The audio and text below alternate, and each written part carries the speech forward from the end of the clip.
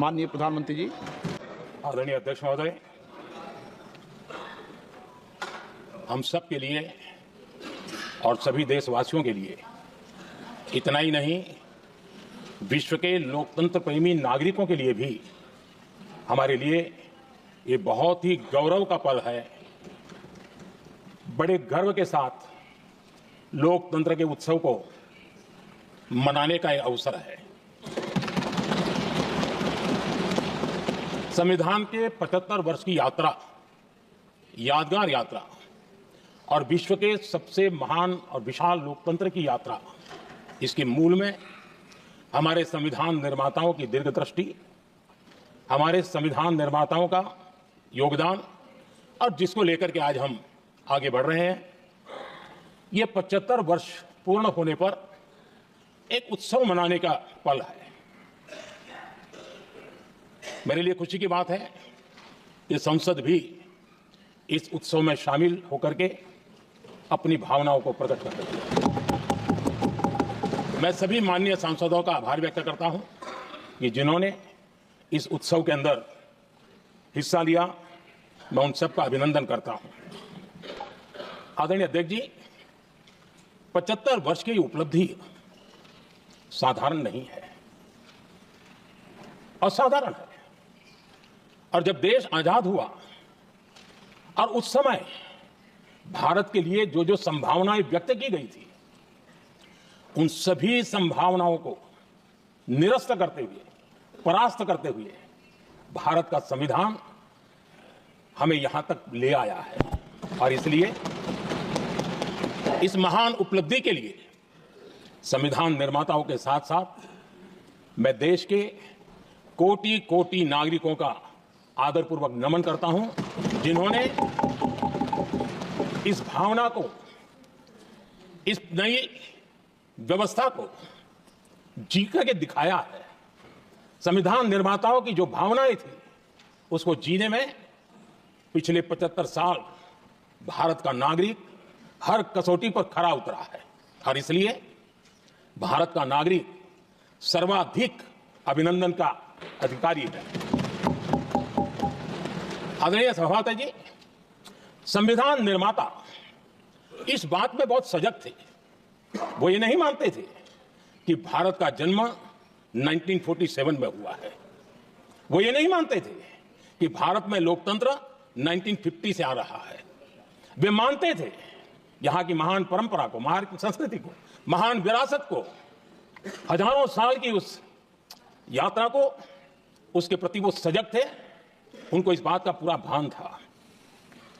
आदरणीय सभापति जी, भारत का लोकतंत्र, भारत का गणतांत्रिक अतीत बहुत ही समृद्ध रहा है, विश्व के लिए प्रेरक रहा है। और तभी तो भारत आज मदर ऑफ डेमोक्रेसी के रूप में जाना जाता है। हम सिर्फ विशाल लोकतंत्र है इतना नहीं, हम लोकतंत्र की जननी है। आदरणीय सभापति जी, मैं जब ये कह रहा हूं तो मैं 3 महापुरुषों के कोट इस सदन के सामने प्रस्तुत करना चाहता हूं। राजर्षि पुरुषोत्तम दास टंडन जी, मैं संविधान सभा के अंदर हुई चर्चा का उल्लेख कर रहा हूं। उन्होंने कहा था, सदियों के बाद हमारे देश में एक बार फिर ऐसी बैठक बुलाई गई है, यह हमारे मन में अपने गौरवशाली अतीत की याद दिलाती है। जब हम स्वतंत्र हुआ करते थे, जब सभाएं आयोजित की जाती थी, जिसमें विद्वान लोग देश के महत्वपूर्ण मामलों पर चर्चा करने के लिए मिला करते थे। दूसरा कोट मैं पढ़ रहा हूं डॉक्टर राधाकृष्णन जी का। वे भी इस संविधान सभा के सदस्य थे। उन्होंने कहा था, इस महान राष्ट्र के लिए गणतांत्रिक व्यवस्था नई नहीं है। हमारे यहां यह इतिहास के शुरुआत से ही है। और तीसरा कोट मैं बाबा साहब आंबेडकर का कह रहा हूं।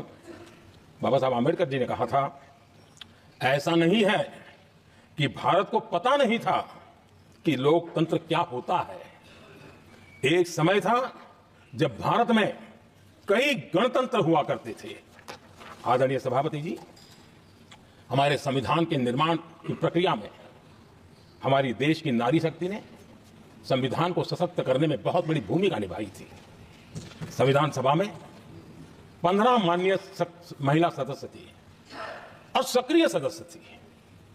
मौलिक चिंतन के आधार पर उन्होंने संविधान सभा की डिबेट को समृद्ध किया था और वे सभी बहनें अलग अलग बैकग्राउंड थी, अलग अलग क्षेत्र की थी और संविधान में उन्होंने जो जो सुझाव दिए, उन सुझावों का संविधान के निर्माण पर बहुत बड़ा प्रभाव रहा था। और हमारे लिए गर्व की बात है कि दुनिया के कई देश आजाद भी हुए, संविधान भी बने, लोकतंत्र भी चला, लेकिन महिलाओं को अधिकार देने में दशकों बीत गए थे। लेकिन हमारे यहां शुरुआत से ही महिलाओं को वोट का अधिकार संविधान में दिया गया। आदरणीय सभापति जी, जब G20 समिट हुई, उसी भावना को आगे बढ़ाते हुए, क्योंकि संविधान की भावना को लेकर हम सब जीने वाले लोग हैं, हमने G20 की अध्यक्षता के दरमियान विश्व के सामने विमेन लेड डेवलपमेंट का विचार रखा और विश्व के अंदर विमेन डेवलपमेंट से अब आगे जाने की जरूरत है और इसलिए हमने विमेन लेड डेवलपमेंट की चर्चा को अंजाम दिया।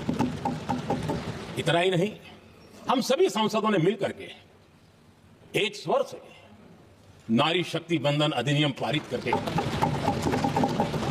हमारी महिला शक्ति को भारतीय लोकतंत्र में उनकी भागीदारी सुनिश्चित करने के लिए हम लोगों ने कदम उठाए। आदरणीय सभापति जी, आज हम देख रहे हैं हर बड़ी योजना के सेंटर में महिलाएं होती है और ये जब संविधान के हम 75 वर्ष मना रहे हैं, ये संयोग है और अच्छा संयोग है कि भारत के राष्ट्रपति के पद पर एक आदिवासी महिला है। ये हमारे संविधान की भावना की एक अभिव्यक्ति भी है। आदरणीय सभापति जी, इस सदन में भी लगातार हमारे महिला सांसदों की संख्या बढ़ रही है, उनका योगदान भी बढ़ रहा है। मंत्रिपरिषद में भी उनका योगदान बढ़ रहा है। आज सामाजिक क्षेत्र हो, राजनीतिक क्षेत्र हो, शिक्षा का क्षेत्र हो, खेलकूद का क्षेत्र हो, क्रिएटिव वर्ल्ड की दुनिया हो, जीवन के हर क्षेत्र में महिलाओं का योगदान, महिलाओं का प्रतिनिधित्व देश के लिए गौरव दिलाने वाला रहा है। विज्ञान के क्षेत्र में, खास करके स्पेस टेक्नोलॉजी में उनके योगदान की सराहना हर हिंदुस्तानी बड़े गर्व के साथ कर रहा है और इन सब की सबसे बड़ी प्रेरणा हमारा संविधान है। आदरणीय सभापति जी, हमारा देश बहुत तेज गति से विकास कर रहा है। भारत बहुत ही जल्द विश्व की तीसरी बड़ी आर्थिक शक्ति बनने की दिशा में बहुत मजबूत कदम रख रहा है। और इतना ही नहीं, ये 140 करोड़ देशवासियों का संकल्प है कि जब हम आजादी की शताब्दी मनाएंगे, हम इस देश को विकसित भारत बना करके रहेंगे। ये हर भारतीय का संकल्प है, ये हर भारतीय का सपना है। लेकिन इस संकल्प से सिद्धि के लिए सबसे बड़ी आवश्यकता है, वो है भारत की एकता। हमारा संविधान भी भारत की एकता का आधार है। हमारे संविधान के निर्माण काल में इस देश के बड़े बड़े दिग्गज थे, स्वतंत्रता सेनानी थे, साहित्यकार थे, विवेचक थे, सामाजिक कार्यकर्ता थे, शिक्षाविद थे, कई फील्ड के प्रोफेशनल्स थे, मजदूर नेता थे, किसान नेता थे, समाज के हर वर्ग का प्रतिनिधित्व था और सबके सब भारत की एकता के प्रति बहुत ही संवेदनशील थे। जीवन के भिन्न भिन्न क्षेत्र से आए हुए, देश के अलग अलग भूभाग से आए हुए सभी लोग इस बात के प्रति सजग थे और बाबा साहब अंबेडकर जी ने चिताया था। मैं बाबा साहब का कोट पढ़ रहा हूं। बाबा साहब अंबेडकर ने कहा था, समस्या यह है कि देश में जो विविधता से भरा जनमानस है, उसे किस तरह एक मत किया जाए, कैसे देश के लोगों को एक दूसरे के साथ होकर निर्णय लेने के लिए प्रेरित किया जाए, जिससे कि देश में एकता की भावना स्थापित हो। आदरणीय सभापति जी, मुझे बड़े दुख के साथ कहना है कि आजादी के बाद एक तरफ संविधान निर्माताओं के दिल दिमाग में एकता थी, लेकिन आजादी के बाद विकृत मानसिकता के कारण या स्वार्थवश अगर सबसे बड़ा प्रहार हुआ तो देश की एकता के मूल भाव पर प्रहार हुआ। विविधता में एकता, यह भारत की विशेषता रही है। हम विविधता को सेलिब्रेट करते हैं और इस देश की प्रगति भी विविधता को सेलिब्रेट करने में है। लेकिन गुलामी की मानसिकता में पले बड़े लोगों ने, भारत का भला न देख पाने वाले लोगों ने, और जिनके लिए हिंदुस्तान 1947 में ही पैदा हुआ जो धारणा बनी थी, उनके लिए वो विविधता में विरोधाभास ढूंढते रहे। इतना ही नहीं, विविधता के इस अमूल्य खजाना है हमारा, उसको सेलिब्रेट करने के बजाय उस विविधता में ऐसे जहरीले बीज बोने के प्रयास करते रहे ताकि देश की एकता को चोट पहुंचे। आदरणीय सभापति जी, हमें विविधता का उत्सव हमारे जीवन का अंग बनाना होगा और वही बाबा साहब आंबेडकर को सच्ची श्रद्धांजलि होगी। आदरणीय सभापति जी, मैं संविधान के प्रकाश में ही मेरी बातों को रखना चाहता हूं और इसलिए अगर आप हमारी नीतियों को देखेंगे, पिछले 10 साल देश की जनता ने हमें जो सेवा करने का मौका दिया है, हमारी निर्णयों की प्रक्रिया को देखेंगे तो भारत की एकता को मजबूती देने का निरंतर हम प्रयास करते रहे हैं। आर्टिकल 370 देश की एकता में रुकावट बना पड़ा था, दीवार बना पड़ा था।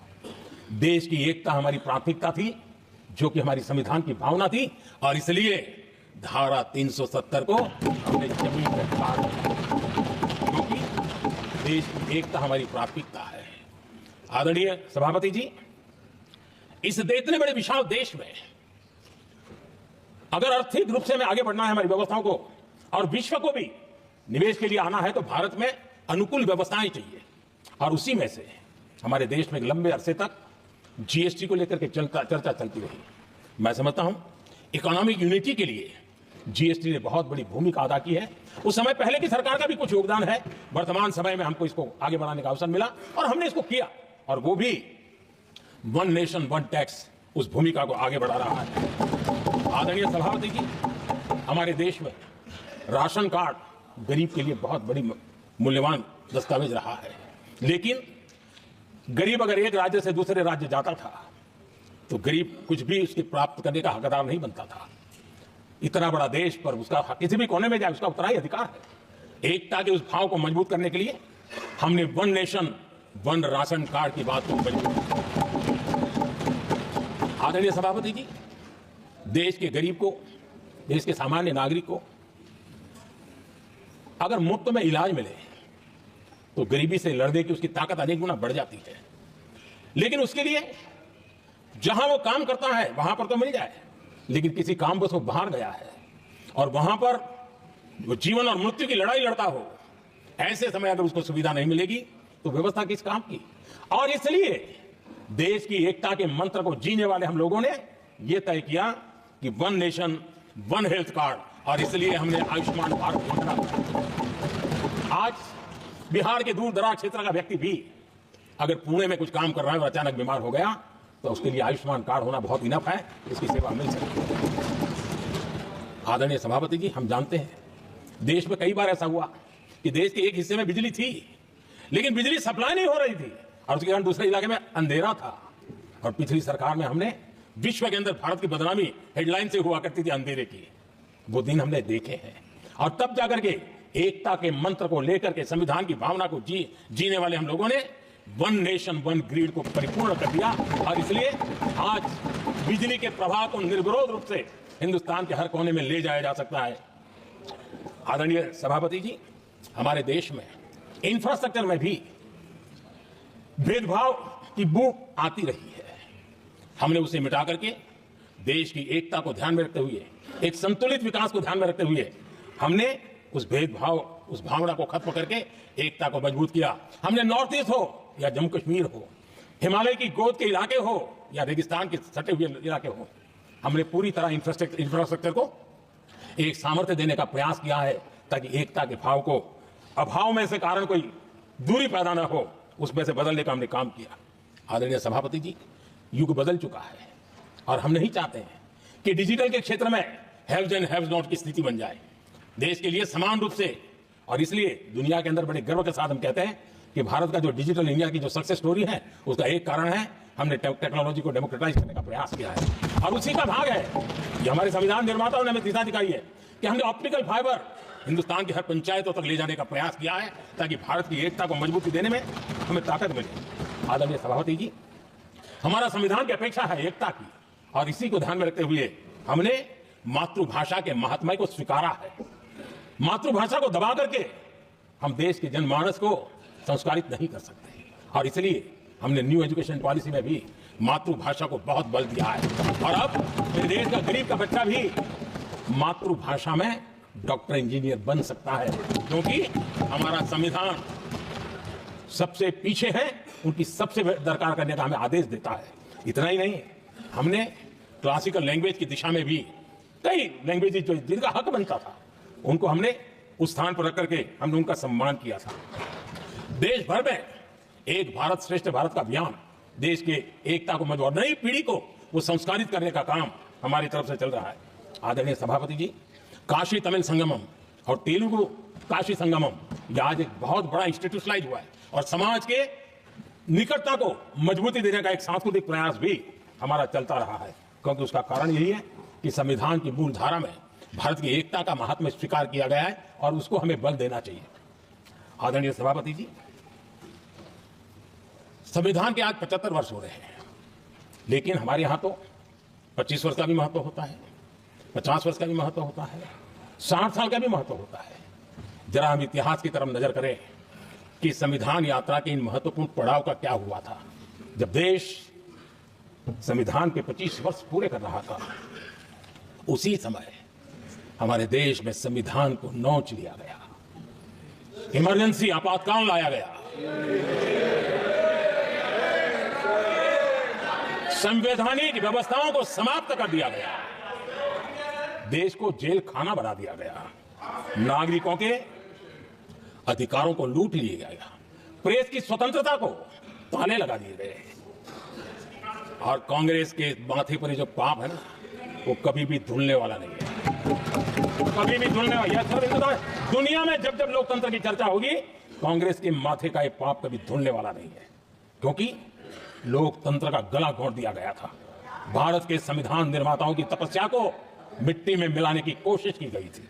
आदरणीय सभापति जी, जब 50 साल हुए तब क्या भुला दिया गया था?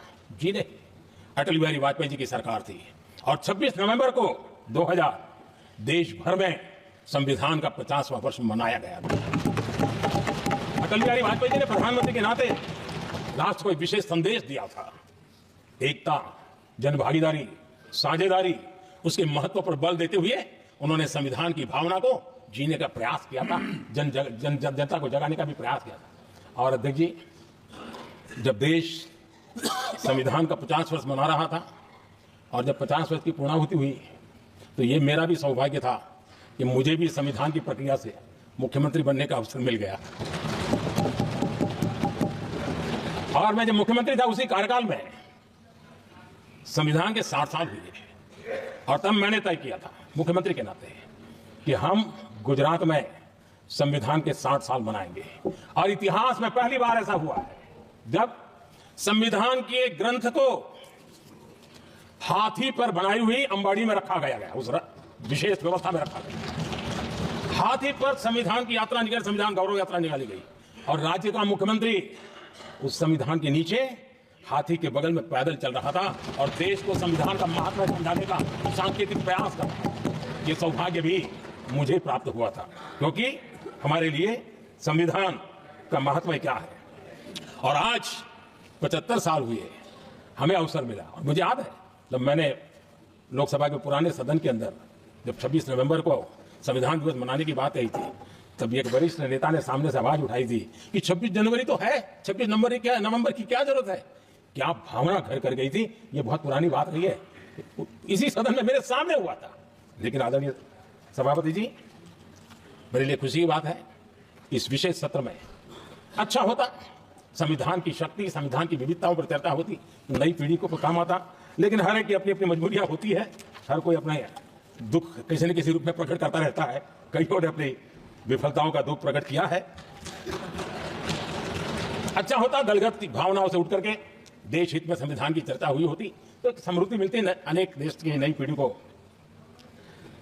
आदरणीय सभापति जी, मैं तो संविधान के प्रति विशेष आदर का भाव व्यक्त करना चाहता हूं। इस संविधान की भावना थी कि मेरे जैसे अनेक लोग जो यहां पहुंच नहीं पाते, ये संविधान था जिसके कारण हम पहुंच पाए, क्योंकि हमारा कोई बैकग्राउंड नहीं था। हम यहां तक कैसे आते हैं? ये संविधान का सामर्थ्य था, जनता जनार्दन के आशीर्वाद थे। इतना बड़ा दायित्व, और मेरे जैसे बहुत लोग यहां भी जिनका ऐसा कोई बैकग्राउंड नहीं है, यही एक सामान्य परिवार से आए हैं, और आज संविधान ने हमें यहां तक पहुंचाया है। और ये भी कितना बड़ा सौभाग्य है कि हमें देश ने इतना स्नेह दिया, एक बार नहीं, दो बार नहीं, 3 बार। ये हमारे संविधान के बिना संभव नहीं था। आदरणीय सभापति जी,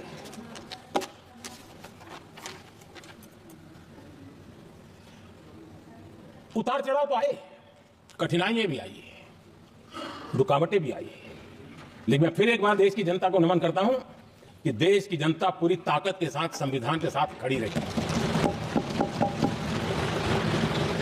आदरणीय सभापति जी, मैं आज यहां किसी की व्यक्तिगत आलोचना करना नहीं चाहता, लेकिन तथ्यों को देश के सामने रखना जरूरी है, और इसलिए मैं तथ्यों को रखना चाहता हूं। कांग्रेस के एक परिवार ने संविधान को चोट पहुंचाने में कोई कोर कसर नहीं छोड़ी है, और मैं इसलिए एक परिवार का उल्लेख करता हूं कि 75 साल की हमारी यात्रा में 55 साल एक ही परिवार ने राज किया है। इसलिए देश को क्या क्या हुआ है ये जानने का अधिकार है, और इस परिवार के कुविचार, कुरीति, कुनीति, इसकी परंपरा निरंतर चल रही है। हर स्तर पर इस परिवार ने संविधान को चुनौती दी है। आदरणीय सभापति जी, 1947 टू 1952 इस देश में इलेक्टेड गवर्नमेंट नहीं थी, एक अस्थाई व्यवस्था थी, एक सिलेक्टेड सरकार थी, और चुनाव नहीं हुए थे, और जब तक चुनाव ना हो तब तक एक इंटरिम व्यवस्था के रूप में कोई खाका खड़ा करना चाहिए, किया गया था। 1952 के पहले राज्यसभा का भी गठन नहीं हुआ था, राज्यों में भी कोई चुनाव नहीं थे, जनता का कोई आदेश नहीं था। उसके बावजूद भी, और अभी तो संविधान निर्माताओं ने इतना मंथन करके संविधान बनाया था। 1951 में जबकि चुनी हुई सरकार नहीं थी, उन्होंने ऑर्डिनेंस करके संविधान को बदला, और किया क्या? अभिव्यक्ति की आजादी पर हमला कर दिया गया। और ये संविधान निर्माताओं का भी अपमान था, क्योंकि ऐसी बातें कोई संविधान सभा में नहीं आई होगी, ऐसा नहीं है, लेकिन वहां उनकी चली नहीं। तो बाद में जैसे ही मौका मिला, उन्होंने अभिव्यक्ति की आजादी को, उस पर उन्होंने हथौड़ा मार दिया, और ये संविधान निर्माताओं का घोर अपमान है। अपने मन की चीजें जो संविधान सभा के अंदर नहीं करवा पाए, वो उन्होंने पिछले दरवाजे से किया, और वो भी चुनी हुई सरकार के वो प्रधानमंत्री नहीं थे, उन्होंने पाप किया था। इतना ही नहीं, आदरणीय सभापति जी, उसी दौरान उस समय के प्रधानमंत्री पंडित नेहरू जी ने मुख्यमंत्रियों को एक चिट्ठी लिखी थी। उस चिट्ठी में उन्होंने लिखा था, नेहरू जी लिखते हैं, अगर संविधान हमारे, आगे नेहरू जी लिखते हैं, अगर संविधान हमारे रास्ते के बीच में आ जाए, ये नेहरू जी लिख रहे हैं, अगर संविधान हमारे रास्ते के बीच में आ जाए, आगे नेहरू जी कह रहे हैं, तो हर हाल में संविधान में परिवर्तन करना चाहिए। ये नेहरू जी ने मुख्यमंत्रियों को चिट्ठी लिखी। और आदरणीय सभापति जी, ये भी देखिए 1951 में ये पाप किया गया, लेकिन देश चुप नहीं था। उस समय राष्ट्रपति डॉक्टर राजेंद्र प्रसाद जी ने चेताया ये गलत हो रहा है। उस समय स्पीकर पद पर बैठे हुए हमारे स्पीकर महोदय ने भी पंडित जी को कहा गलत कर रहे हो। इतना ही नहीं, आचार्य कृपलानी जी, जयप्रकाश नारायण जैसे महान कांग्रेसी लोगों ने भी पंडित नेहरू ने कहा कि ये रोको, लेकिन पंडित जी का अपना संविधान चलता था और इसलिए उन्होंने इतने वरिष्ठ महानुभावों की सलाह मानी नहीं और उसे भी उन्होंने दरकिनार कर दिया। और आदरणीय सभापति जी, ये संविधान संशोधन करने का ऐसा खून कांग्रेस के मुंह लग गया कि समय समय पर वो संविधान का शिकार करती रही। ये खून मुंह पे लग गया। इतना ही नहीं, संविधान के स्पिरिट को लहू लहान करती रही।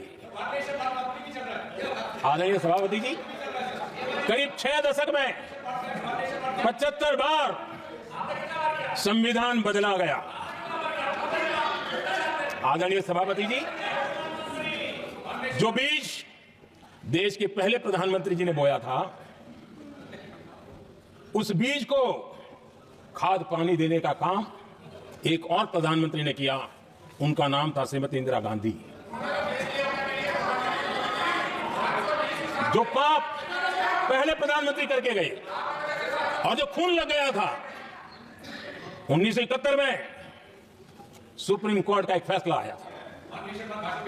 उस सुप्रीम कोर्ट के फैसले को संविधान बदल करके पलट दिया गया और 71 में यह संविधान संशोधन किया गया था।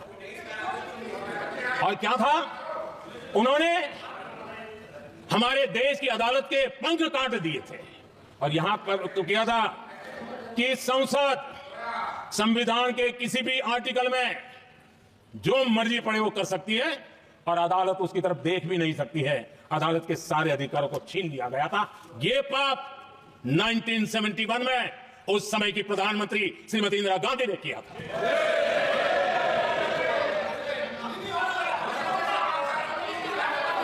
और इस परिवर्तन ने इंदिरा जी की सरकार को मौलिक अधिकारों को छीनने का और न्यायपालिका पर नियंत्रण करने का अधिकार दिया, सक्षम बना दिया था। आदरणीय सभापति जी, खून मुंह पे लग गया था, कोई रोकने वाला था नहीं। और इसलिए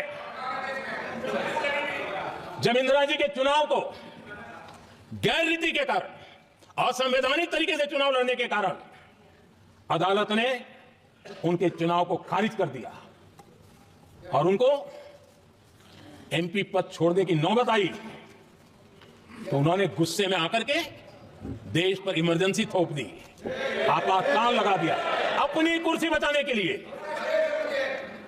और उसके बाद इतना ही नहीं, उन्होंने इमरजेंसी तो लगाई, संविधान का दुरुपयोग तो किया ही किया, भारत के लोकतंत्र का गला तो घोट ही दिया। लेकिन 1975 में 39वां बार संशोधन किया और उसमें उन्होंने क्या किया, राष्ट्रपति, उपराष्ट्रपति, प्रधानमंत्री, अध्यक्ष, इनके चुनाव के खिलाफ कोई कोर्ट में जा ही नहीं सकता है, ऐसा उन्होंने, और वो भी रिट्रोस्पेक्टिव किया, आगे के लिए पीछे का भी, अपने पापों का भी उन्होंने। और आदरणीय सभापति जी, मैं संविधान की बात कर रहा हूं, मैं संविधान के आगे पीछे कुछ नहीं बोल रहा हूं। आदरणीय सभापति जी,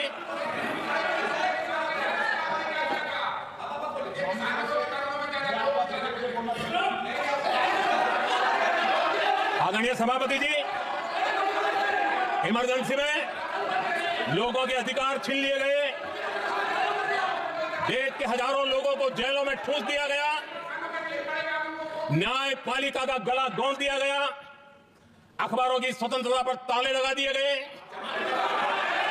इतना ही नहीं, कमिटेड जुडिशरी, इस विचार को उन्होंने पूरी ताकत दी। और इतना ही नहीं, जिस जस्टिस एच.आर. खन्ना ने उनके चुनाव में उनको खिलाफ जो जजमेंट दिया था, वो इतना गुस्सा भरा था कि जब जस्टिस एच.आर. खन्ना जो सीनियरिटी के आधार पर सुप्रीम कोर्ट के चीफ जस्टिस बनने थे, जिन्होंने संविधान के सम्मान करते हुए उस पीरियड से इंदिरा जी को सजा दी थी, उन्होंने मुख्य न्यायाधीश नहीं बनने दिया। ये संविधान और लोकतांत्रिक प्रक्रिया रही।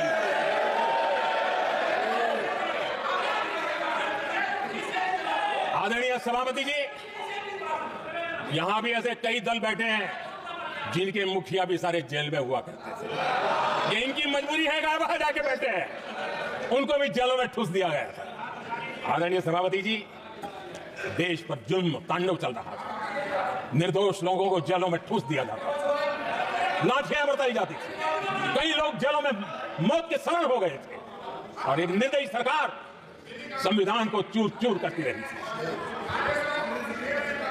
आदरणीय सभापति जी, ये परंपरा यहां नहीं रुकी। जो परंपरा नेहरू जी ने शुरू की थी, जिसको दूसरे प्रधानमंत्री जी इंदिरा जी ने आगे बढ़ाया, क्योंकि खून मुंह पे लग गया था, और इसलिए राजीव गांधी जी प्रधानमंत्री बने। उन्होंने संविधान को एक और गंभीर झटका दे दिया। सबको समानता,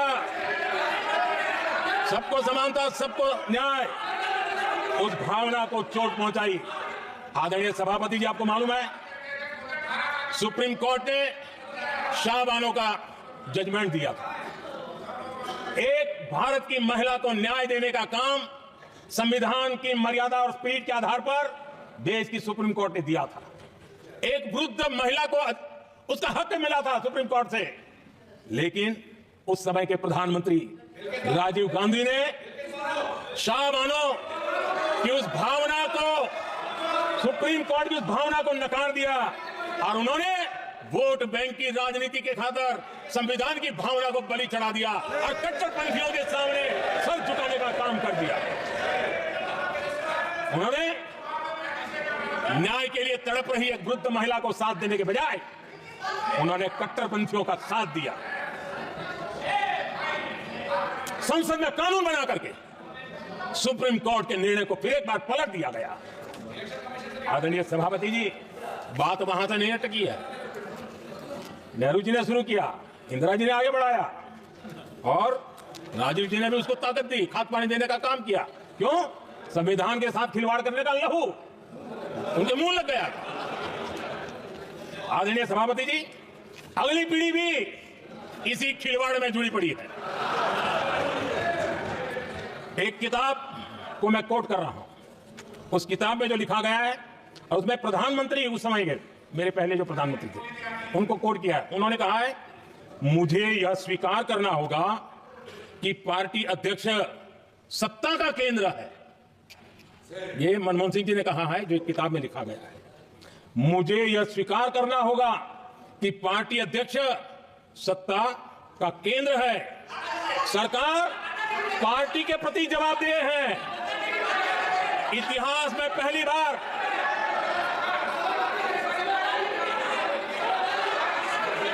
आदरणीय सभापति जी, नहीं, आप सदन इतिहास में पहली बार ये तरीका बिल्कुल ठीक नहीं है। सदन के नेता बोल रहे हैं, आपको मर्यादा रखनी चाहिए, ऐसे सदन नहीं चलेगा इस तरीके से, गलत तरीका आपका ये। माननीय प्रधानमंत्री जी। आदरणीय सभापति जी, इतिहास में पहली बार संविधान को ऐसी गहरी चोट पहुंचा दी गई।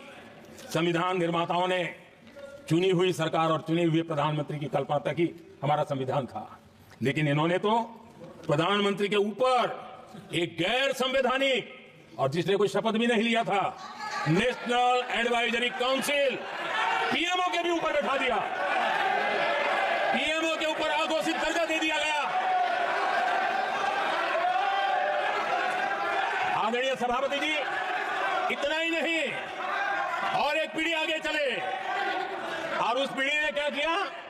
भारत के संविधान के तहत देश की जनता जनार्दन सरकार चुनती है, और वो सरकार का मुखिया कैबिनेट बनाता है। ये संविधान के तहत है। इस कैबिनेट ने जो निर्णय किया, संविधान का अपमान करने वाले अहंकार से भरे लोगों ने पत्रकारों के सामने कैबिनेट के निर्णय को फाड़ दिया। संविधान को हर मौके पर संविधान के साथ खिलवाड़ करना, संविधान को न मानना, ये जिनकी आदत हो गई थी। और दुर्भाग्य देखिए, एक अहंकारी व्यक्ति कैबिनेट के निर्णय को फाड़ दे और कैबिनेट अपना फैसला बदल दे। ये कौन सी व्यवस्था है? आदरणीय सभापति जी, मैं जो कुछ भी कह रहा हूं वो संविधान के साथ क्या हुआ उसी की बात कर रहा हूं। उस समय करने वाले पात्रों को लेकर किसी को परेशानी होती होगी, लेकिन बात संविधान की है। मेरे मन के और मेरे विचारों को मैं अभिव्यक्त नहीं कर रहा हूं। आदरणीय सभापति जी, कांग्रेस ने निरंतर संविधान की अवमानना की, संविधान के महत्व को कम किया। कांग्रेस इसके अनेक उदाहरणों से भरा पड़ा हुआ है।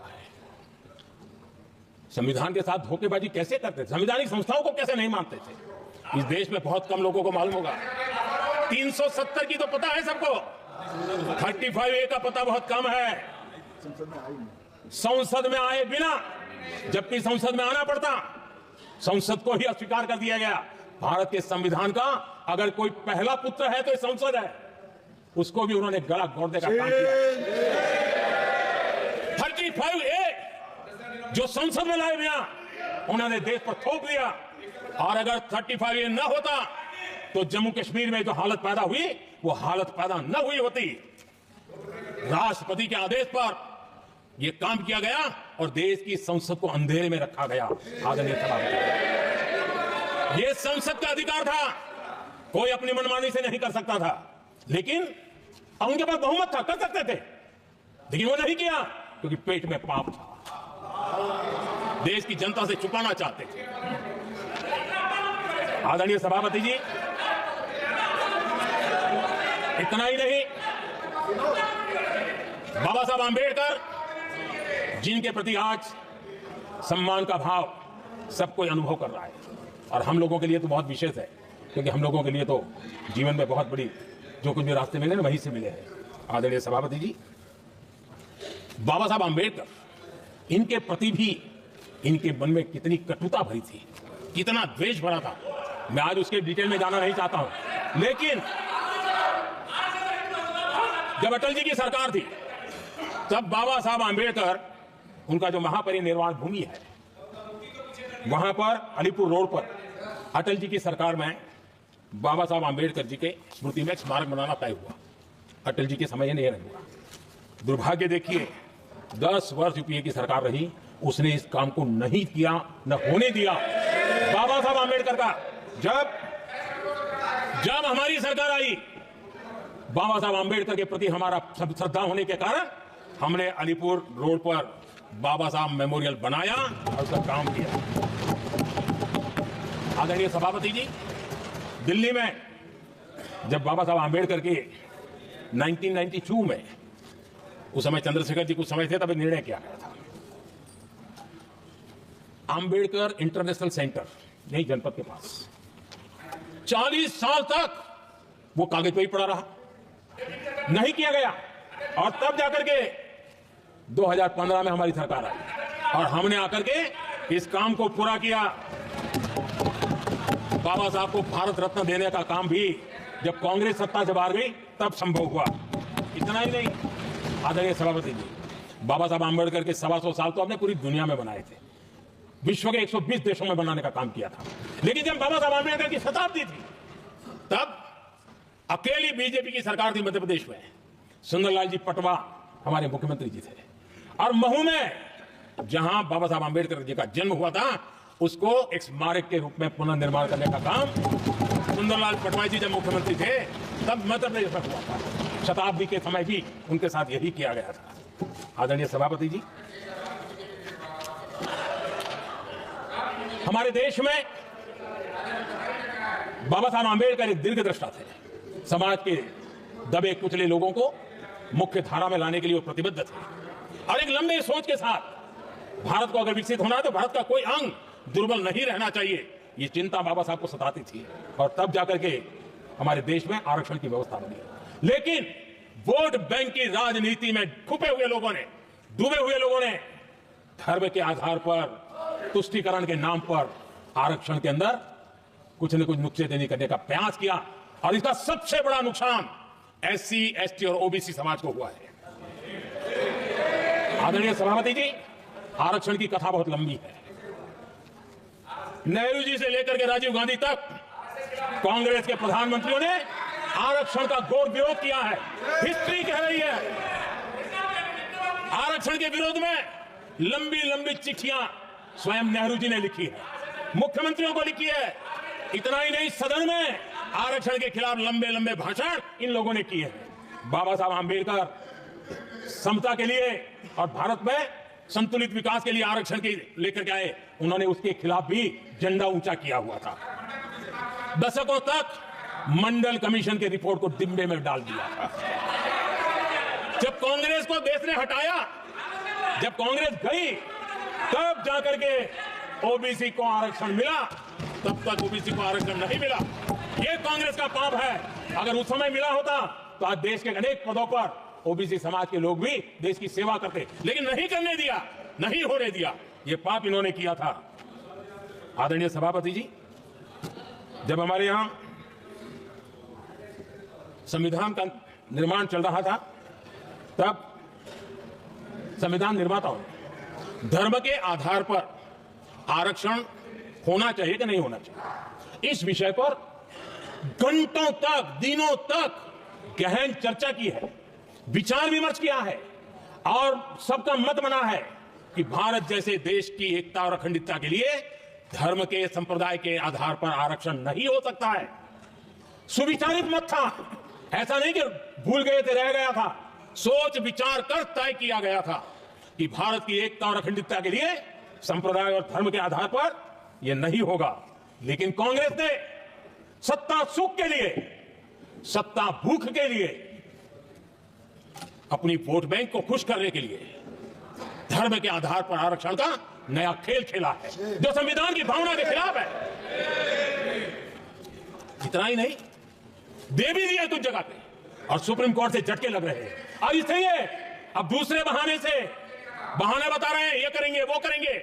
मन में साफ है, धर्म के आधार पर आरक्षण देना चाहते हैं, इसलिए खेल खेले जा रहे हैं। संविधान निर्माताओं के भावनाओं पर गहरी चोट करने का यह निर्लज्ज प्रयास है। आदरणीय सभापति जी, आदरणीय सभापति जी,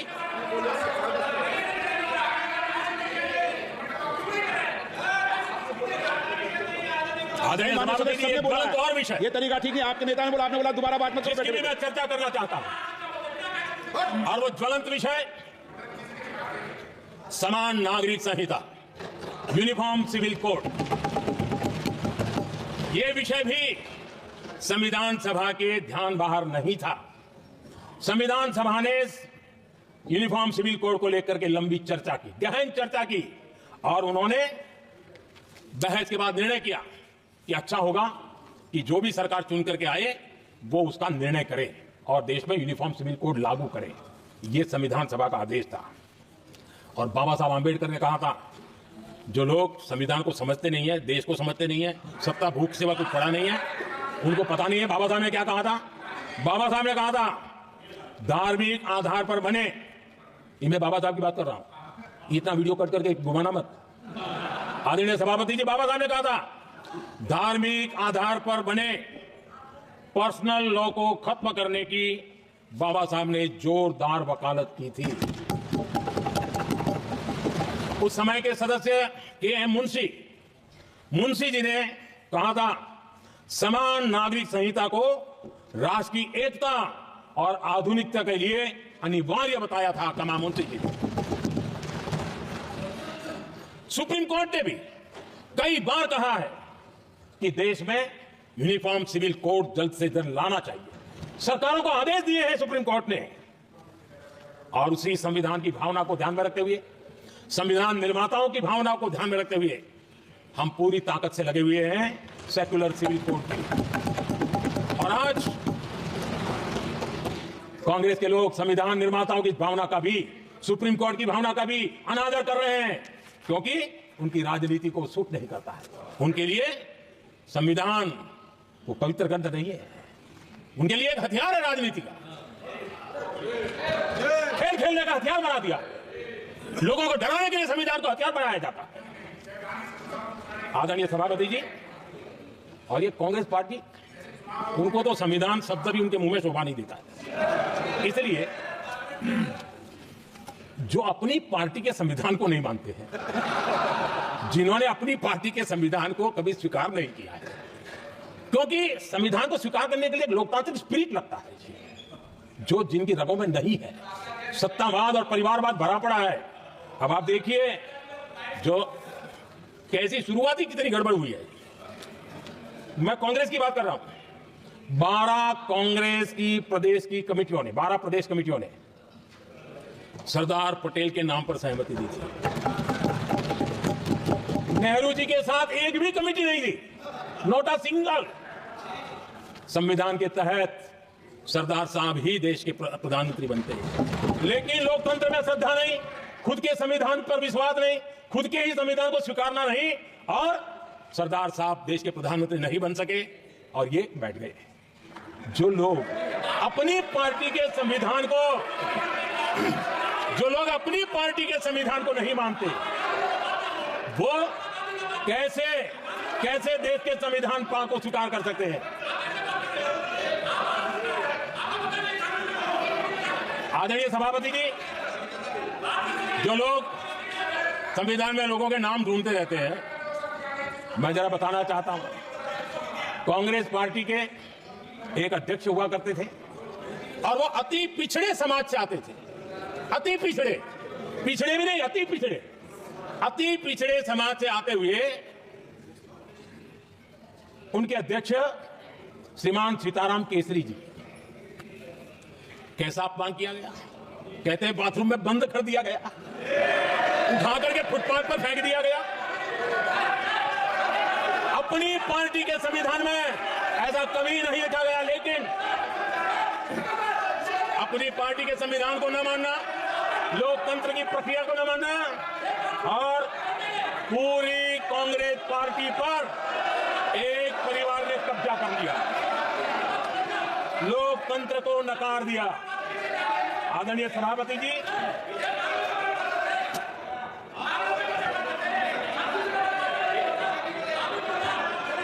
तो आपके सदस्यों ने क्या क्या बोला था ठीक नहीं है।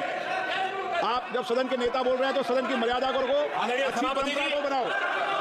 संविधान के साथ खिलवाड़ करना, संविधान के स्पिरिट को तहस नहस करना, यह कांग्रेस की रगों में रहा है। हमारे लिए संविधान, उसकी पवित्रता, उसकी शुचिता हमारे लिए सर्वोपरि है। और ये शब्दों में नहीं है, जब जब हमें कसौटी पर कसा गया है, हम तब करके निकले हुए लोग हैं। मैं उदाहरण देना चाहता हूं। 1996 में सबसे बड़े दल के रूप में भारतीय जनता पार्टी जीत करके आई, सबसे बड़ा दल था, और राष्ट्रपति जी ने संविधान की भावना तहत सबसे बड़े दल को प्रधानमंत्री के शपथ के लिए बुलाया और 13 दिन सरकार चली गई। अगर हमें संविधान के स्पिरिट के प्रति हमारा भावना न होती तो हम भी ये बांटो, वो बांटो, ये दे दो, वो दे दो, इसको डिप्टी पीएम बना दो, इसको ठिकाना बना दो, हम भी सत्ता सुख भोग सकते थे। लेकिन अटल जी ने सौदेबाजी का रास्ता नहीं चुना, संविधान के सम्मान का रास्ता चुना और 13 दिन के बाद इस्तीफा देना स्वीकार कर दिया। ये ऊंचाई है हमारी लोकतंत्र की। इतना ही नहीं, 1998 में एनडीए की सरकार थी, सरकार चल रही थी, लेकिन कुछ लोगों को हम नहीं तो कोई नहीं, ये जो एक परिवार का खेल चला है, अटल जी की सरकार को अस्थिर करने के लिए खेल चले गए। वोट हुआ, खरीद फरोख्त तब भी हो सकती थी, बाजार में माल तब भी बिकता था, लेकिन संविधान की भावना के प्रति समर्पित अटल बिहारी वाजपेयी जी की सरकार ने एक वोट से हारना पसंद किया, इस्तीफा दिया, लेकिन असंवैधानिक को कृत्य नहीं किया। ये हमारा इतिहास है, ये हमारे संस्कार है, ये हमारी परंपरा है। और दूसरी तरफ अदालत ने भी जिस पर थप्पा मार दिया, कैश फॉर वोट का कांड, एक लघुमती सरकार को बचाने के लिए संसद में नोटों के ढेर साक्ष्य के रूप में रखे गए, असंवैधानिक तरीका। सरकार बचाने के लिए भारत के लोकतंत्र की भावना को बाजार बना दिया गया, वोट खरीदे गए। आदरणीय सभापति जी, 90 के दशक में कई सांसदों को रिश्वत देने का पाप, यह संविधान की भावना थी। क्या 140 करोड़ वासियों के मन में जो लोकतंत्र पनपा है, उस लोकतंत्र के साथ यह खिलवाड़? कांग्रेस के लिए सत्ता सुख, सत्ता की भूख, यही एकमात्र कांग्रेस का इतिहास है, कांग्रेस का वर्तमान है। आदरणीय सभापति जी, 2014 के बाद एनडीए को सेवा का मौका मिला। संविधान और लोकतंत्र को मजबूती मिली। ये पुरानी जो बीमारियों थी, उस बीमारी से मुक्ति का हमने एक अभियान चलाया। बीते 10 साल यहां से पूछा गया, हमने भी संविधान संशोधन किए। जी हां, हमने भी संविधान संशोधन किए हैं, देश की एकता के लिए, देश की अखंडता के लिए, देश के उज्जवल भविष्य के लिए और संविधान की भावना के प्रति पूर्ण समर्पण के साथ किए हैं। हमने संविधान संशोधन किया, क्यों किया? इस देश का ओबीसी समाज तीन दशक से ओबीसी कमीशन को संवैधानिक दर्जा देने के लिए मांग कर रहा है। ओबीसी के सम्मान के लिए, उसको संवैधानिक दर्जा देने के लिए हमने संविधान संशोधन किया है। हमें गर्व है ये करने का। समाज के दबे कुचले लोगों को उनके साथ खड़े होना, ये हम अपना कर्तव्य मानते हैं, इसलिए संविधान संशोधन किया। आदरणीय सभापति जी, इस देश में एक बहुत बड़ा वर्ग था, वो किसी भी जाति में क्यों न जन्मा हो, लेकिन गरीबी के कारण अवसरों को वो पा नहीं सकता था, आगे बढ़ नहीं सकता था, और इसलिए उसने असंतोष की ज्वाला भड़क रही थी और सबकी मांग रहती थी, कोई निर्णय नहीं करता था। हमने संविधान संशोधन किया, सामान्य जन के गरीब परिवार के 10% आरक्षण का किया, और यह पहला आरक्षण का संशोधन था। देश में कोई विरोध का स्वर नहीं उठा, हर किसी ने प्यार से उसको स्वीकार किया। संसद ने भी सहमति के साथ पारित किया, क्योंकि समाज की एकता की उसमें ताकत पड़ी थी, संविधान की भावनाओं का भाव पड़ा था, सबने सहयोग किया था, तब जाकर के हुआ था। आदरणीय सभापति जी, जी हां, हमने भी संविधान में संशोधन किए हैं, लेकिन हमने संविधान में संशोधन किया महिलाओं को शक्ति देने के लिए। संसद और विधानसभा में, और संसद का पुराना भवन गवाह है, जब देश महिलाओं को आरक्षण देने के लिए आगे बढ़ रहा था और कानून बिल पेश हो रहा था, तब उन्हीं का एक साथी दल वेल में आता है, कागज छीन लेता है, फाड़ देता है और सदन स्थगित हो जाता है, और 40 साल तक विषय लटका रहता है। और वो आज उनके मार्गदर्शक है, जिन्होंने देश की महिलाओं के साथ अन्याय किया, वो उनके मार्गदर्शक है। आदरणीय सभापति जी, हमने संविधान संशोधन किया, हमने देश की एकता के लिए किया। बाबा साहब आंबेडकर का संविधान 370 की दीवार के कारण जम्मू कश्मीर की तरफ देख भी नहीं सकता था। हम चाहते थे बाबा साहब आंबेडकर का संविधान हिंदुस्तान के हर हिस्से में लगना चाहिए, और इसलिए बाबा साहब को श्रद्धांजलि भी देनी थी, देश की एकता को मजबूत करना था। हमने संविधान संशोधन किया, डंके की चोट पर किया, और 370 को हटाया, और भारतीय सुप्रीम कोर्ट ने भी अब तो उसको मोहर लगा दी है। आदरणीय सभापति जी, हमने 370 का हटाने के संशोधन किया। हमने ऐसे कानून भी बनाए। जब देश का विभाजन हुआ, महात्मा गांधी समेत देश के वरिष्ठ नेताओं ने सार्वजनिक रूप से कहा था कि पड़ोस के जो हमारे देश हैं, जहां जो माइनॉरिटीज हैं, वो जब भी संकट में आएगी तो उनकी चिंता ये देश करेगा। गांधी जी ने का वचन था, जो उनके नाम पर सत्ता पर चढ़ जाते थे उन्होंने तो पूरा नहीं किया, हमने सीएए ला करके उसको पूरा किया। वो कानून हमने लाया, हमने किया है, और गर्व के साथ आज भी हम उसको ओन कर रहे हैं, मुंह नहीं छुपाते हैं, क्योंकि देश के संविधान की भावना के साथ मजबूती के साथ खड़े रहने का हमने काम किया। आदरणीय सभापति जी, हमने जो संविधान संशोधन किए हैं वो पुरानी गलतियों को ठीक करने के लिए किए हैं, और हमने एक उज्जवल भविष्य का रास्ता मजबूत करने के लिए किए हैं। और समय बताएगा, समय की कसौटी पर हम खड़े उतरेंगे, क्योंकि वो सत्ता स्वार्थ के लिए किया गया पाप नहीं है, हमने देश हित में किया हुआ पुण्य है।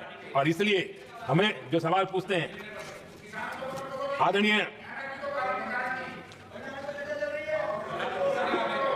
आदरणीय सभापति जी, यहां संविधान पर अनेक भाषण हुए, अनेक विषय उठाए गए,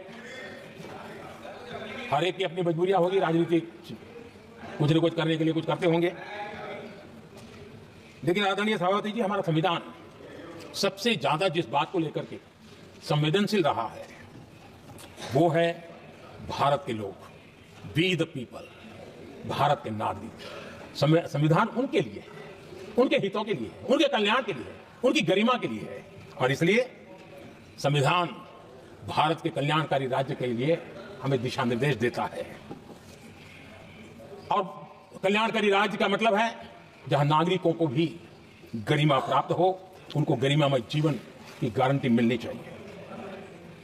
हमारे कांग्रेस के साथियों को एक शब्द बहुत प्रिय है, मैं आज उस शब्द का उपयोग करना चाहता हूं, और उनका सबसे प्रिय शब्द जिसके बिना वो जी नहीं सकते, वो शब्द है जुमला।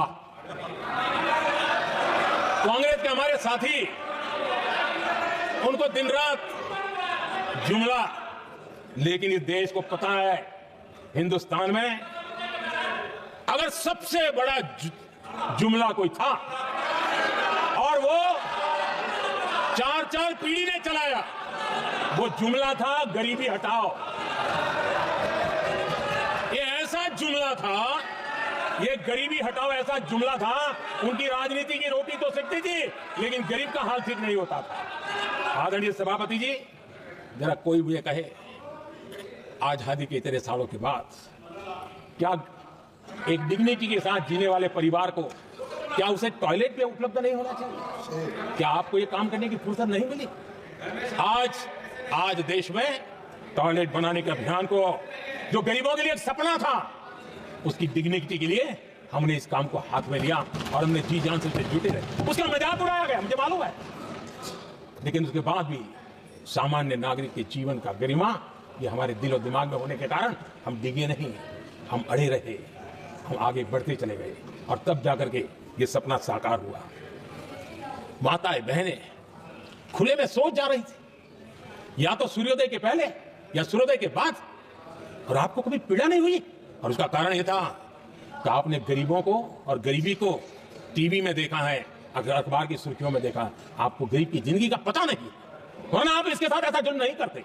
आदरणीय सभापति जी, इस देश की 80% जनता पीने के शुद्ध पानी के लिए तरसती रही।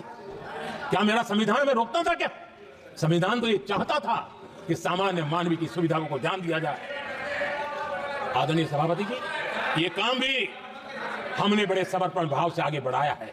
आदरणीय सभापति जी, इस देश की करोड़ों माताएं चूल्हे में खाना पकाना और धुएं से आंखें लाल, कहते हैं कि सैकड़ों सिगरेट का धुआं खाना पकाते हैं तब धुआं शरीर में जाता है।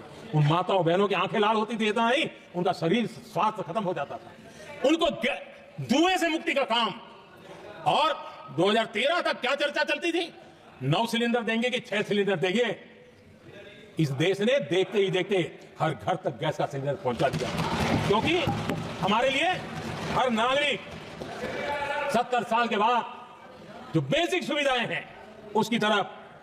आदरणीय सभापति जी, अगर हमारा गरीब परिवार दिन रात मेहनत करके गरीबी से बाहर निकलने के लिए कोशिश करता है, बच्चों को पढ़ाना चाहता है, लेकिन घर में एक बीमारी आ जाए तो उसका सारा प्लान बेकार हो जाता है, पूरा परिवार की सारी मेहनत पानी में चली जाती है। क्या इन गरीब परिवारों के इलाज के लिए कुछ आप सोच नहीं सकते थे? 50-60 करोड़ देशवासियों को मुफ्त इलाज मिले। संविधान की उस भावना का आदर करते हुए हमने आयुष्मान योजना को लागू किया और आज देश के 70 साल के ऊपर के किसी भी वर्ग के क्यों न हो, उनके लिए भी हमने व्यवस्था की। आदरणीय सभापति जी, जरूरतमंदों को राशन देने की बात, और उसका भी मजाक उड़ाया जा रहा है। जब हम कहते हैं कि 25 करोड़ लोग गरीबी को परास्त करने में सफल हुए, तो फिर हमें सवाल पूछा जाता है कि आप गरीब को राशन फिर क्यों देते हो?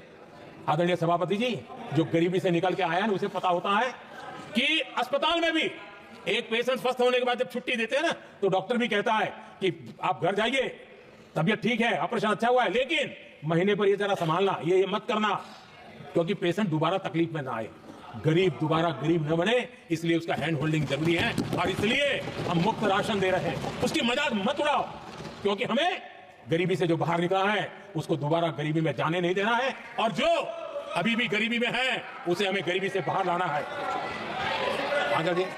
आदरणीय सभापति जी, हमारे देश में गरीबों का नाम पर जो जुमले चले, उसी गरीबों के नाम पर बैंकों का राष्ट्रीयकरण किया गया गरीबों के नाम पर।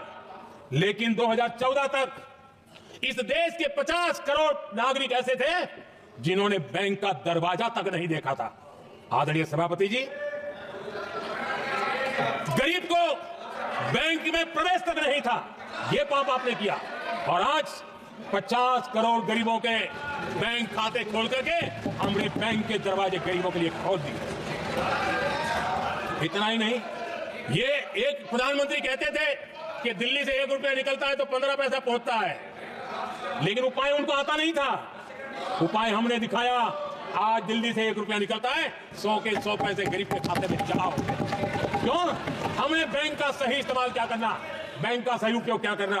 माननीय सदस्य मोबाइल नहीं देखें।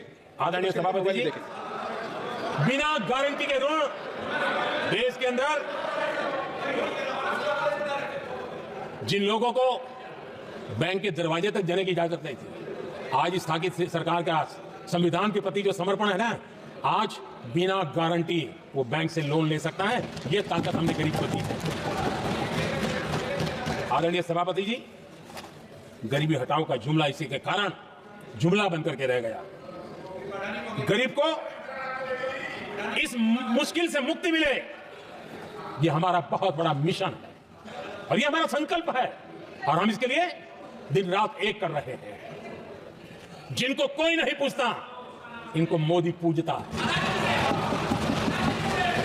आदरणीय सभापति जी, दिव्यांगजन हर दिन संघर्ष करता है। हमारा दिव्यांगजन अब जाकर के हमारे दिव्यांग को फ्रेंडली इंफ्रास्ट्रक्चर मिले, उसकी व्हीलचेयर आगे तक जाए, ट्रेन के डिब्बे तक जाए, ये व्यवस्था दिव्यांगजन के लिए करने का हमारे दिल में तब आया क्योंकि समाज के दबले कुचले वंचित लोगों की चिंता करना हमारे मन में था, तब हुआ। आदरणीय सभापति जी, आप मुझे बताइए, एक तो भाषा के नाम पर झगड़ा करना तो सिखा दिया आपने, लेकिन मेरे दिव्यांगजनों के साथ कितना अन्याय किया। जो हमारे यहां साइनेज लैंग्वेज जो है, साइन लैंग्वेज की जो व्यवस्था है खास करके मूक बधिर के लिए, अब दुर्भाग्य ऐसा देश का कि असम में जो भाषा सिखाई जाए उत्तर प्रदेश में दूसरी सिखाई जाए, उत्तर प्रदेश में सिखाई जाए, महाराष्ट्र में तीसरी सिखाई जाए। हमारे दिव्यांगजनों के लिए एक साइन लैंग्वेज का होना बहुत जरूरी था। आजादी के 7 दशक बाद भी उनको उन दिव्यांगजनों की याद नहीं आई। एक कॉमन साइन लैंग्वेज बनाने का काम हमने किया, जो आज देश के मेरे सभी दिव्यांग भाई बहनों के लिए काम आ रही है। आदरणीय सभापति जी, घुमंतु और अर्ध घुमंतु जन समूह समाज का इसके ऊपर पूछने वाला नहीं था। उनके कल्याण के लिए वेलफेयर बोर्ड बनाने का काम हमने किया, क्योंकि संविधान की प्राथमिकता है लोग, हमें उसको दर्जा देने का काम किया है। आदरणीय सभापति जी, हर कोई रेहड़ी पटरी के लोगों से जानता है, हर मोहल्ले में, हर इलाके में, हर फ्लैट में, हर सोसाइटी में सुबह होते ही वो रेहड़ी पटरी वाला आकर के मेहनत करके और लोगों का जीवन चलाने में मदद करता है। उसको बेचारे को 12-12 घंटे काम करे, रेहड़ी भी किसी से किराए पर ले ले, किसी से ब्याज से पैसा ले, किसी से सामान खरीदे, शाम को ब्याज खाओ पैसा ले जाए, बड़ा मुश्किल से बच्चों के लिए ब्रेड का टुकड़ा ले जा सके, ये हालत थी। ये हमारी सरकार ने है रेहड़ी पटरी वालों के लिए स्वनिधि योजना बना करके बैंक से उनको बिना गारंटी लोन देने का शुरू किया, और आज उसके कारण, वो स्वनिधि योजना के कारण वो तीसरे राउंड तक पहुंचा है और अधिकतम लोन बैंक से उसको सामने से मिल रही है। उसकी प्रतिष्ठा और उसका विस्तार हो रहा है, विकास भी हो रहा है। आदरणीय सभापति जी, इस देश में हम में से कोई ऐसा नहीं होगा जिसको विश्वकर्मा की जरूरत न पड़ती हो। समाज की व्यवस्था की एक बहुत बड़ी व्यवस्था बनी थी, सदियों से चली आ रही थी, लेकिन वो विश्वकर्मा साथियों के लिए कभी पूछा नहीं गया। हमने विश्वकर्मा के कल्याण के लिए योजना बनाई, बैंक से लोन लेने की व्यवस्था की, उनको नई ट्रेनिंग देने की व्यवस्था की, उनको आधुनिक टूल देने की व्यवस्था की, नई डिजाइन से काम बनाने की चिंता की, और उसको हमने मजबूत बनाने का काम किया। आदरणीय सभापति जी, ट्रांसजेंडर, जिसको परिवार ने धुतकार दिया, जिसको समाज ने धुतकार दिया, जिसकी कोई चिंता करने वाला नहीं था, ये हमारी सरकार है।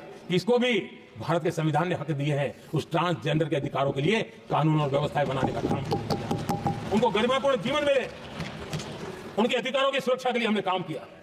आदरणीय सभापति जी, हमारे आदिवासी समाज इतनी सारी बातें करते, मुझे तो याद है मैं जब गुजरात का मुख्यमंत्री बना तो हमारे यहाँ उमरगांव से अंबाजी तक पूरा बेल्ट, गुजरात का पूर्वी हिस्सा पूरा आदिवासी बेल्ट, और एक कांग्रेस के मुख्यमंत्री आदिवासी रह चुके थे। इतने सालों के बाद भी उस पूरे इलाके में एक भी साइंस स्ट्रीम की स्कूल नहीं थी।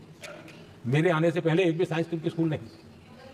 अगर साइंस स्ट्रीम की स्कूल नहीं है तो कितनी आरक्षण की बातें करो, वो बेचारा इंजीनियर और डॉक्टर कैसे बन सकता? ये मैंने उस इलाके में काम किया और वहां साइंस स्ट्रीम की स्कूलें, आपको वहां यूनिवर्सिटीज बन गई है। लेकिन यानी राजनीति की चर्चा करना, संविधान के अनुरूप काम न करना, ये जिनकी सत्ता भूख है ना, उसका हमने आदिवासी समाज में भी जो अति पिछड़े लोग हैं, और मैं राष्ट्रपति जी का आभार व्यक्त करता हूं, उन्होंने मेरा काफी मार्गदर्शन किया। राष्ट्रपति महोदय ने मेरा मार्गदर्शन किया और उसमें पीएम जनमन योजना बनी। हमारे देश में बिखरे बिखरे आदिवासी समाज के छोटे छोटे समूह जो आज भी उनको कोई सुविधा प्राप्त नहीं हुई थी। हमने ढूंढ ढूंढ करके, संख्या बहुत कम है, वोट की राजनीति में उनकी तरफ देखने वाला कोई नहीं था, लेकिन मोदी है जो आखिर को भी पूछता है, और इसलिए हमने उनके लिए पीएम जनमन योजना के द्वारा उनके विकास की। आदरणीय सभापति जी, जैसे समाजों में उनके विकास संतुलित होना चाहिए, पिछड़े से पिछड़ा व्यक्ति को भी संविधान अवसर देता है, जिम्मेवारी भी सरकार को देता है, उसी प्रकार से कोई व्यू भाग भी, कोई हमारा ज्योग्राफिकल इलाका भी वो पीछे नहीं रहना चाहिए। और हमारे देश में किया क्या, 60 साल के दरमियान 100 डिस्ट्रिक्ट आइडेंटिफाई करके कह दिया कि तो बैकवर्ड डिस्ट्रिक्ट है। और बैकवर्ड डिस्ट्रिक्ट का ऐसा लेवल लग गया कि किसी की ट्रांसफर होती थी तो कहता था पनिशमेंट पोस्टिंग, तो कोई जिम्मेवार अफसर जाता ही नहीं था, और उनकी तरह हमने पूरी स्थिति को बदल दिया। हमने एस्पिरेशनल डिस्ट्रिक्ट का एक कल्पना रखी और 40 पैरामीटर पर ऑनलाइन रेगुलर मॉनिटरिंग करते रहे, और आज एस्पिरेशनल डिस्ट्रिक्ट उस राज्य के अच्छे जिलों की बराबरी करने लगे और खुद को नेशनल एवरेज की बराबरी करने लगे। भूभाग भी पीछे न रहे, कोई जिला अब इसको आगे ले जाएगा करके हमने 500 ब्लॉक को एस्पिरेशनल ब्लॉक बना करके उनके डेवलप पर स्पेशल फोकस करने की दिशा में हम काम कर रहे हैं। आदरणीय सभापति जी, मैं हैरान हूं जो लोग बड़ी बड़ी कथाएं सुनाते हैं, क्या इस देश में आदिवासी समाज 1947 के बाद आया क्या राम और कृष्ण थे तब आदिवासी समाज भाग नहीं था? जो आदिवासी समाज को आदि पुरुष वीर पुरुष हम कहते हैं, लेकिन आजादी के कई दशकों के बाद भी इतना बड़ा आदिवासी समूह, उनके लिए अलग मंत्रालय नहीं बनाया गया। पहली बार अटल बिहारी वाजपेयी की सरकार आई और उन्होंने अलग आदिवासी मंत्रालय बनाया, अलग आदिवासी विकास और विस्तार के लिए बजट दिया। आदरणीय सभापति जी, हमारे माछीमार समाज, मछुआरा समाज, क्या अभी भी आया है क्या उनकी नजर नहीं गई आपकी? इन मछुआरा समाज के कल्याण के लिए पहली बार हमारी सरकार ने आकर के अलग मंत्रालय बनाया फिशरीज का, उनके कल्याण के लिए अलग से हमने बजट दिया, समाज के इस तबके की चिंता की। आदरणीय सभापति जी, मेरे देश का छोटा किसान, उसके जीवन में सहकारिता एक मुख्य अंग है। छोटे किसान की जिंदगी को सामर्थ्य देने के लिए सहकारी क्षेत्र को जिम्मेवार बनाना, सहकारी क्षेत्र को सामर्थ्यवान बनाना, सहकारी क्षेत्र को बल देना, इसकी महात्मा हम समझते हैं, क्योंकि छोटा किसान, उसकी चिंता हमारे दिल में थी और इसलिए हमने अलग सहकारिता मंत्रालय बनाया। हमारी सोचने का तरीका क्या है? हमारे देश में नौजवान है, पूरा विश्व आज वर्कफोर्स के लिए तरस रहा है।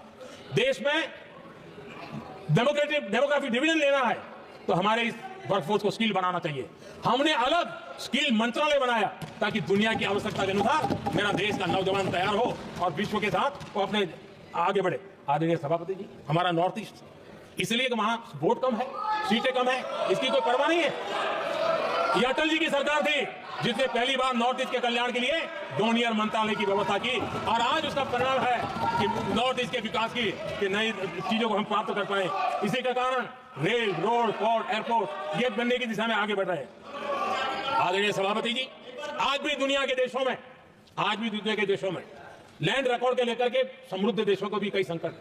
हमने गांव के हर सामान्य व्यक्ति को अपना लैंड रिकॉर्ड, उसके घर की मालिकीन का हक के कागज नहीं है, उसके कारण उसको बैंक से लोन चाहिए हो, कहीं बाहर जाए तो कोई कब्जा कर ले, एक स्वामित्व योजना बनाई और देश के गांव के ऐसे समाज के दबे कुचले लोगों को वो कागज हम दे रहे हैं जिसके कारण उसका मालिकी हक बन रहा है। वो स्वामित्व योजना एक बहुत बड़ा दिशा दे रहा है। आदरणीय सभापति जी, इन सारे कामों के कारण पिछले 10 वर्ष में हमने जो प्रयास किया, हमने जिस प्रकार से गरीब को मजबूती देने का काम किया है, हमने जिस प्रकार से गरीब के अंदर एक नया आत्मविश्वास पैदा किया है और एक सही दिशा में चलने का परिणाम है कि आज इतने कम समय में मेरे देश के 25 करोड़ मेरे गरीब साथी गरीबी को परास्त करने में सफल किए और हमें इस बात का गर्व है। और मैं संविधान निर्माताओं के सामने सर झुका करके कहता हूं, जो संविधान हमें दिशा दे रहा है उसके तहत मैं ये काम कर रहा हूं। और मैंने, आदरणीय सभापति जी, जब हम सबका साथ सबका विकास की बात करते हैं, वो नारा नहीं है, वो हमारे आर्टिकल ऑफ फेथ है। और इसलिए हमने सरकार की योजनाएं भी बिना भेदभाव को चलाने की दिशा में काम किया है और संविधान हमें भेदभाव की अनुमति नहीं देता है। और इसलिए हमने आगे चल करके कहा है सैचुरेशन, जिसके लिए जो योजना बनी है उसका लाभ उन लाभार्थी को 100% लाभार्थी को मिलना चाहिए। ये सैचुरेशन अगर सच्चा सेकुलरिज्म कोई है ना तो ये सैचुरेशन में है।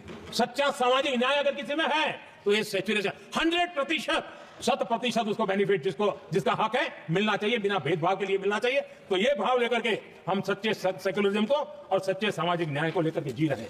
आदरणीय सभापति जी, समाधान की हमारे एक और स्पिरिट भी है और हमारे देश को दिशा देने का माध्यम देश को का चालक बल के रूप में राजनीति केंद्र में रहती है। आने वाले दशकों में हमारा लोकतंत्र, हमारी राजनीति की दिशा क्या होनी चाहिए, आज हमें मंथन करना चाहिए। आदरणीय सभापति जी, कुछ दलों की राजनीतिक स्वार्थ और सत्ता का भाव, मैं जरा उनसे पूछना चाहता हूं, क्या वे कभी अपने आप को, और मैं सभी दलों के लिए कह रहा हूं, उधर और इधर ये मेरा विषय नहीं है, ये मेरे मन के विचार है जो मैं इस सदन के सामने रखना चाहता हूं, कि इस देश में योग्य नेतृत्व का अवसर मिलना चाहिए नहीं? जिनके परिवार में कोई राजनीति में नहीं है, क्या उनके लिए दरवाजे बंद हो जाएंगे? क्या देश को, लोकतंत्र के स्पिरिट को परिवारवाद ने गहरा नुकसान किया है कि नहीं किया है? क्या परिवारवाद से भारत के लोकतंत्र की मुक्ति का अभियान चलाना यह संविधान के तहत हमारी जिम्मेवारी है कि नहीं है? और इसलिए समानता के सिद्धांत की बात है, अवसर की बात है, हिंदुस्तान के हर किसी को, और जो परिवारवादी राजनीति है उनकी धुरी ही परिवार होता है, सब कुछ परिवार के लिए। देश को, देश के नौजवानों को आकर्षित करने के लिए, लोकतंत्र को मजबूत बनाने के लिए और देश के युवाओं को आगे आने के लिए हम सभी राजनीतिक दलों ने प्रयास करना चाहिए। सभी राजनीतिक दलों ने, जिनकी पार्श्वभूमि में राजनीतिक परिवार नहीं है, ऐसे फ्रेश ब्लड को लाने के लिए प्रयास करना, ये मैं मानता हूं कि देश की लोकतंत्र की, और इसीलिए मैंने लाल किले से कहा है कि मेरा एक विषय लेके मैं लगातार बोल रहा हूं, बोलता रहूंगा। 1 लाख ऐसे नौजवानों को देश की राजनीति में लाना है जिनका कोई परिवार का बैकग्राउंड राजनीतिक परिवार का नहीं है। और इसलिए देश को एक फ्रेश एयर की जरूरत है, देश को नई ऊर्जा की जरूरत है, देश को नए संकल्प और सपने लेकर के आने वाले युवकों की जरूरत है। और भारत के संविधान के जब 75 वर्ष मना रहे हैं तो हम दिशा में आगे बढ़े। आदरणीय सभापति जी, मुझे याद है मैंने एक बार लाल किले से संविधान में हमारे कर्तव्य को लेकर के उल्लेख किया था और मैं हैरान हूं कि जिनको संविधान का स समझ नहीं आता है वो कर्तव्य की भी मजाक उड़ाने लग गए। मैंने ऐसा कोई इंसान देखा नहीं दुनिया में कि जिसको इसमें भी इतराज हो सकता है आने। लेकिन देश का दुर्भाग्य है, हमारे संविधान ने नागरिकों के अधिकार तय किए हैं, लेकिन संविधान को हमसे कर्तव्य की भी अपेक्षा है। और हमारी सभ्यता का सार है धर्म, ड्यूटी, कर्तव्य, ये हमारी सभ्यता का सार है। और महात्मा गांधी जी ने कहा था, महात्मा जी का कोट है, उन्होंने कहा था, मैंने ये अपनी अशिक्षित लेकिन विद्वान मां से सीखा है कि हम अपने कर्तव्यों को जितना अच्छे से निभाते हैं उसी से अधिकार निकल करके आता है। ये महात्मा जी ने कहा था। मैं महात्मा जी की बात को आगे बढ़ाता हूं और मैं कहना चाहूंगा, अगर हम अपने मौलिक कर्तव्यों का पालन करें तो कोई भी हमें विकसित भारत बनाने से नहीं रोक सकता। संविधान का 75वां वर्ष कर्तव्य के प्रति हमारे समर्पण भाव को, हमारी प्रतिबद्धता को और ताकत दें, देश कर्तव्य भावना से आगे बढ़े, ये मैं मानता हूं समय की मांग है। आदरणीय सभापति जी, भारत के भविष्य के लिए संविधान के स्पिरिट से प्रेरित होकर के मैं आज इस सदन के पवित्र मंच से 11 संकल्प सदन के सामने रखना चाहता हूं। पहला संकल्प है, चाहे नागरिक हो या सरकार हो, सभी अपने कर्तव्यों का पालन करें।